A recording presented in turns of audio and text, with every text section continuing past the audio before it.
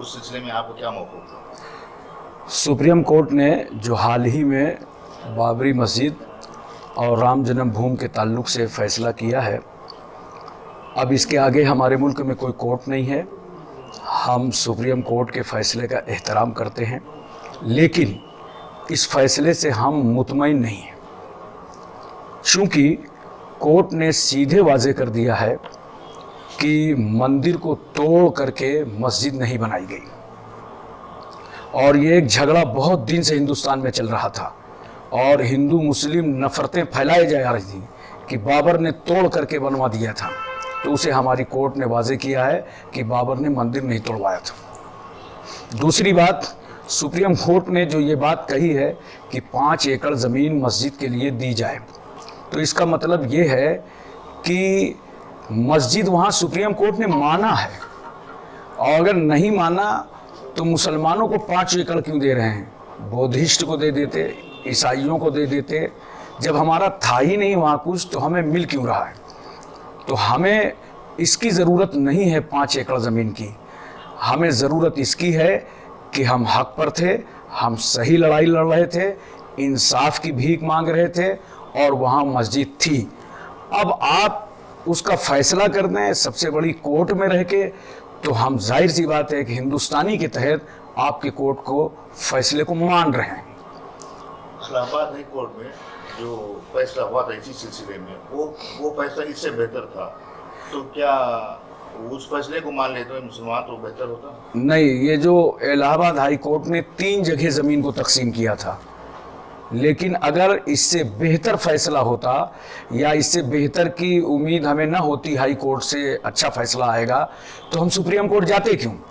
ہم تو supreme court اسی لیے گئے تھے کہ ہائی کورٹ کے فیصلے سے ہم مطمئن نہیں تھے، لیکن وہاں ایک راستہ اور دروازہ کھلا تھا اور گئے ہم، اور پوری انصاف کی لڑائی لڑا، اور لڑنا بہت ضروری تھا.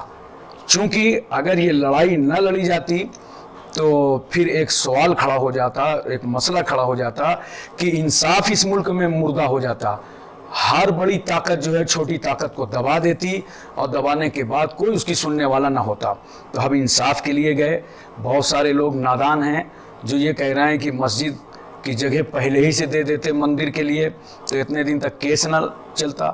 ارے بھائی، کیس نہ چلتا تو انصاف کی گوہار کون لگاتا؟ قانون سے ملک زندہ ہے، قانون سے ملک چل رہا ہے. پھر وہ زمین مسجد کی ہے، اور مسجد کی زمین جو ہوتی ہے وقف کی ہوتی ہے، اس میں کسی انسان کو تغیر کرنا جائز نہیں کہ وہ اپنے اختیار اور پاور سے زمین دے دے. اس زمین کی، اس مسجد کی حفاظت، نگرانی، تعمیر، رکھ رکھاؤ یہ انسانی فریضہ ہے. مالکانہ حقوق کسی انسان کے نہیں ہوتے، وہ اللہ کی راہ میں وقف ہوتی ہے زمین. لہذا ہماری ذمہ داری کیس لڑنا تھا، مقدمہ لڑنا تھا. ہمارے لوگوں نے ذمہ داری سے لڑائی لڑی ہے، اور اس میں سپریم کورٹ کے فیصلہ آنے کے بعد ہم بہت مایوس ہیں، لیکن ہم مجبوراً اس کا احترام کر رہے ہیں.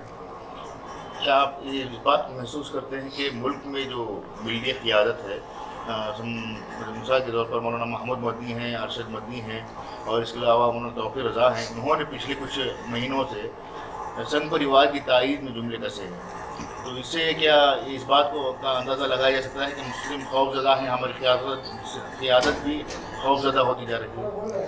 بھائی، جن لوگوں کا آپ نے نام لیا، ان کی لوگوں کے اکثر و بیشتر اس طرح کے بیانات آتے ہیں جس سے قوم میں ہیجان پیدا ہو جاتا ہے.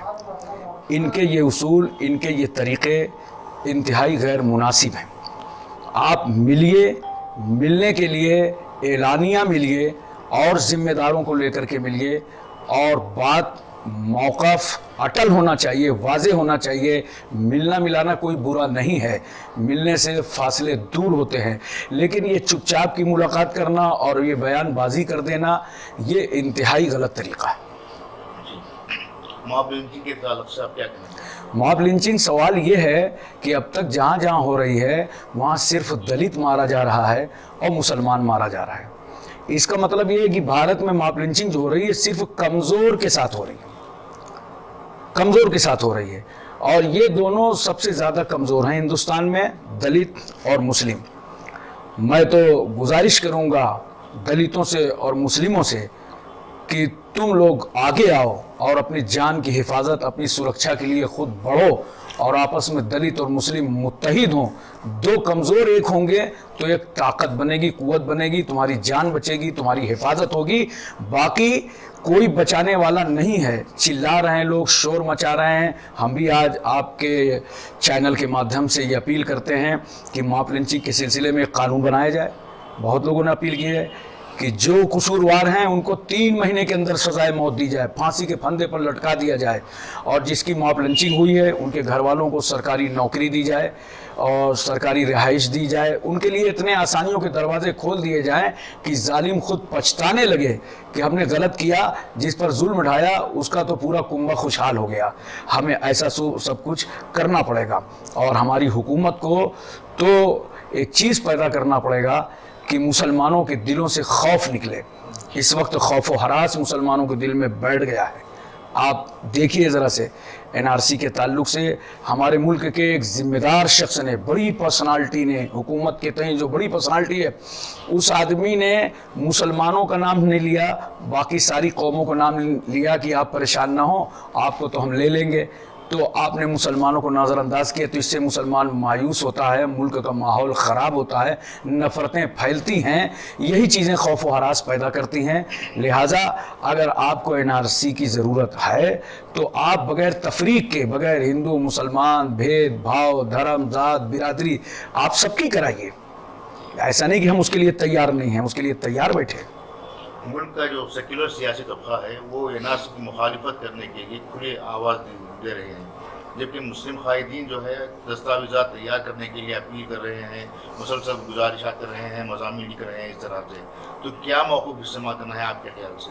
کہ مخالفت کے لیے اترنا ہے یا دستاویزات تیار کرنا ہے؟ نہیں، مخالفت کا تو کوئی مطلب نہیں ہوتا ہے، کوئی مطلب نہیں ہوتا ہے۔ حکومت ہے وہ کہہ رہی ہے کہ ہم NRC کرائیں گے، ہم NRC کرائیں گے، تو ہمیں اپنی تیاری میں کیا جاتا ہے؟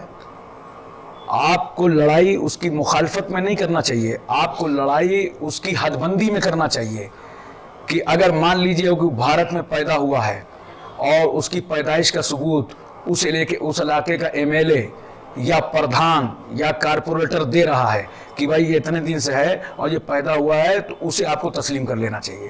کاغذات پہ بحث ہونی چاہیے کہ آپ اس سے کہہ رہے ہو کہ 100 سال پہلے کے کاغذ نکال کر کے لاؤ۔ یہ غریبوں کا دیش ہے، غریبوں کا۔ کبھی کبھی لوگ اپنے اپنے گاؤں کھیڑے سے نکل کے شہروں میں بس جاتے ہیں، اب ماں کا انتقال ہو گیا، باپ کا ہو گیا، وہ اپنا وجود نہیں بتا سکتے، شہر میں کرائے کا مکان لے لیا، رہنے لگے، تو ان کو بھگا دیں گے آپ ہندوستان سے؟ نہیں، اگر ان کے لیے پروف علاقے کا MLA، سانسد، پردھان، کونسلر دیتا ہے تو یہ پروف کافی ہے۔ تیاری ہر مسلمان کو رکھنا چاہیے۔ میں گزارش کروں گا کہ کچھ بھی ہو سکتا ہے، کچھ بھی آپ کو خوف زدہ کرانے کے لیے اور کرنے کے لیے کچھ بھی لوگ کر سکتے ہیں۔ آپ اپنے کاغذات کی تیاری رکھیں، تیاری رہنے میں کوئی دقت کی بات نہیں۔ جی، روزانہ سے بات کرنے کے لیے شکریہ۔